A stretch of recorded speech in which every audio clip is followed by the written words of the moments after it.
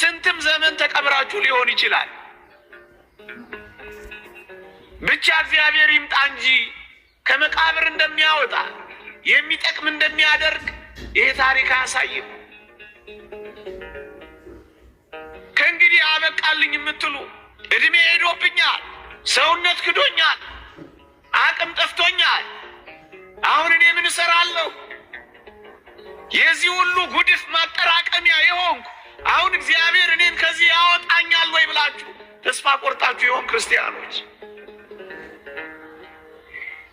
የቱን የሚያክል ጉድፍ መጣያ እንሁን፣ ግን ወደ እግዚአብሔር ስንመለስ እግዚአብሔር የተቀበረውን ሕይወት የሚሰጥ ጨለማውን የሚያበራ ኃይል የሌለውን ምንኛ ኃይለኛ እንደሚያደርግ ተመልከቱ። ተንቃችሁ ካለ የምትከብሩበት ቀን የሚመጣው ከእግዚአብሔር ጋር ስትሆኑና ስትጠቅሙ በዓይናችሁ ታያላችሁ። የምትጠቅሙ ያደርጋችኋል። ይህ የመስቀሉ ታሪክ እኮ የሚያሳየን እሱ ነው።